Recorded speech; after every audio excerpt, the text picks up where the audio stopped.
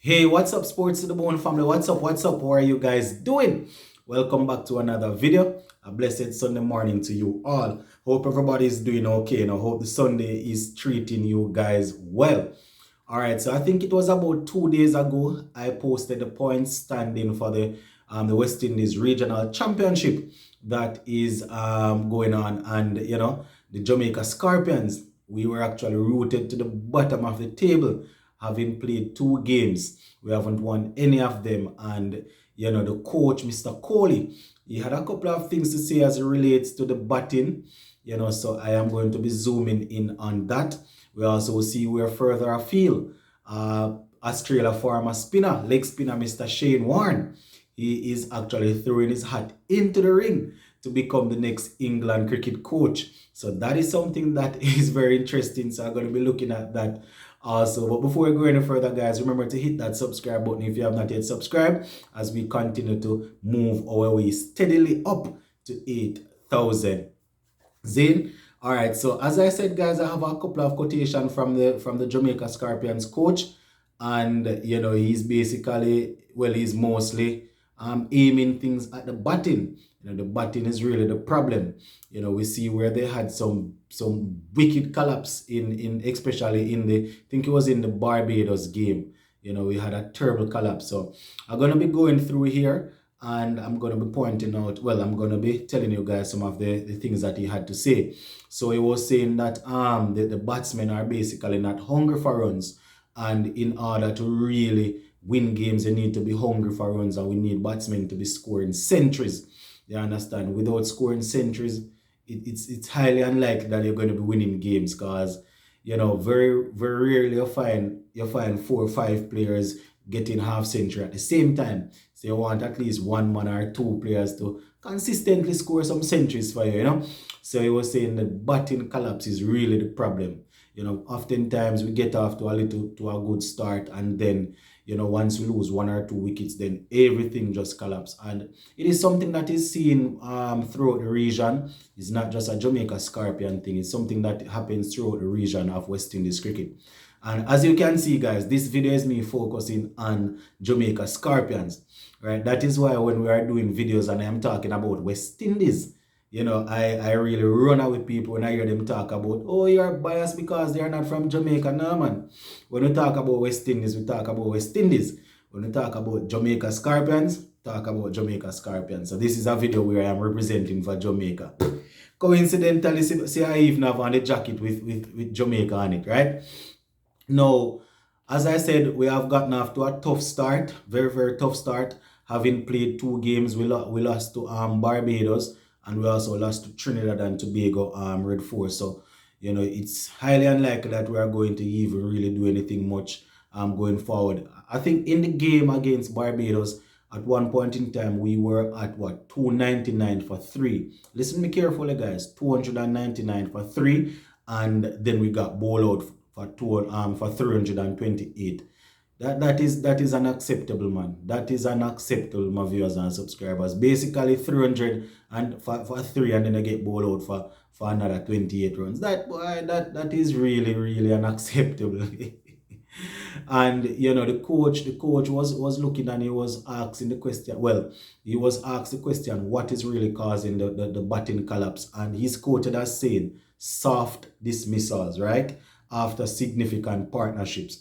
So we would have gotten after good partnerships, and then some soft dismissals just to basically let the whole thing collapse. So it's either our batsmen, they are not able to concentrate after batting for a period of time, or after we lose 1 or 2 wickets, 1 or 2 wicket, we are not able to say, all right, we're going to continue to build. It's as if we just get shaky and everything just start collapse. You understand? No, Coach Kohli is also quoted as saying, and I quote, where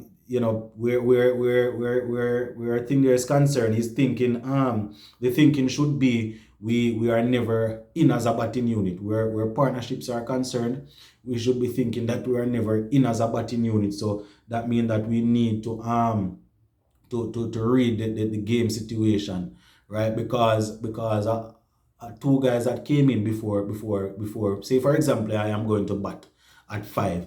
The other two guys that went in before me might have gotten off to a good partnership, put some runs on the board.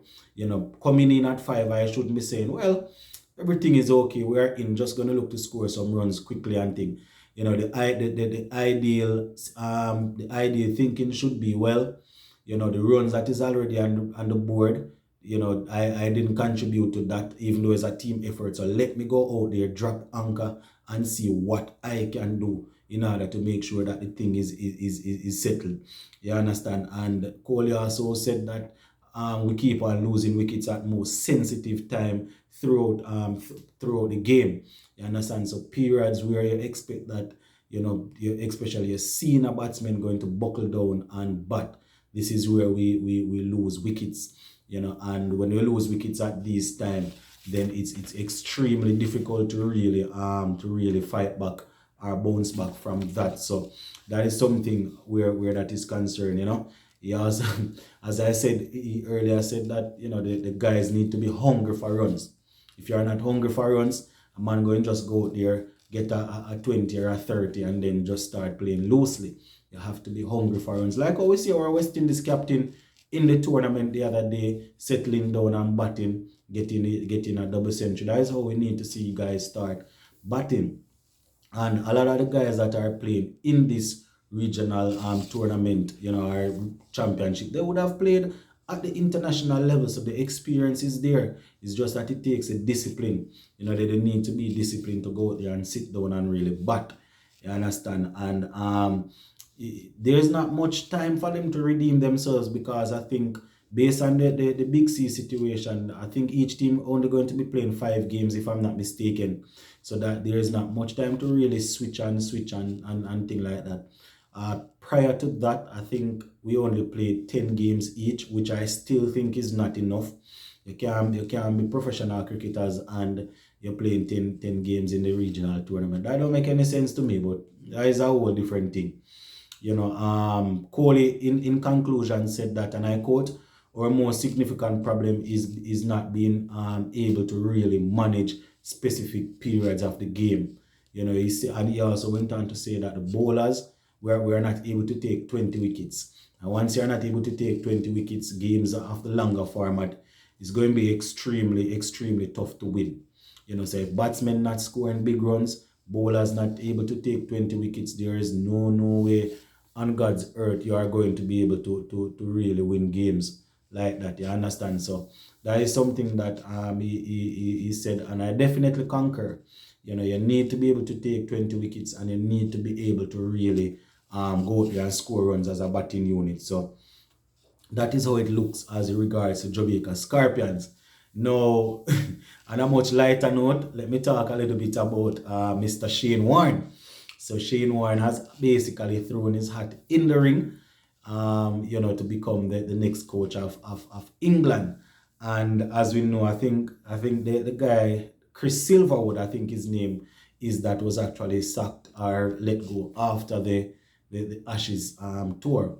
You understand? So a couple of guys are throwing their hats in the ring. Now Shane Warne is quoted as saying, and I quote, I think I would be good. I think I would do a pretty good job. He went on to say that I would like to do it, and it's a good time to be England's coach because there are a lot of talented players there. There are 1 or 2 things, according to him, that they need to touch upon. You cannot be dropping catches. You cannot be giving away so much runs in the field.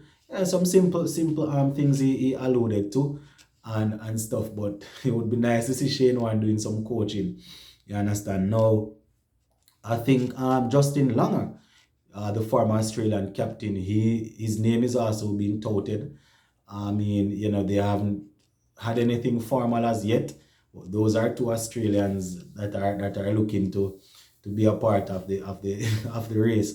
But it's funny, my viewers and subscribers, the big bad England, your rival, somebody you're gonna probably have to look at 2 coaches from, well, you might have 2 coaches from Australia in the interview. You understand? And just maybe a little over a year ago, or maybe 2 years now, we had Curtly Ambrose, vying for a spot there as elite pace bowling coach. Well, he didn't get it. So I don't know. I don't know how the ECB will look at this, because some might look at it and say, well, Justin Langer seems to be a very, very good coach, seems to get results. So should we look past the rivalry and hire this man? I believe that if the man is hired to do a job, he will do the job, whether or not he's from Australia. I understand. And the fact that Australia, even the governing body for the cricket over there in Australia, even did him like that. We're offering him a little contract is concerned, and he stepped away. I think he would definitely want to take the job to see if he could get one over on his country, but it is still there to be seen, my viewers and subscribers. It is still there to be seen. As I said, the situation is delicately poised and they are without a permanent coach as we speak. So, going to be keeping a close eye on this one to see how it go. All right, my viewers and subscribers. Going to leave this one right here for now. Zin, sports to the bone. Big up on yourself, guys. I'm out.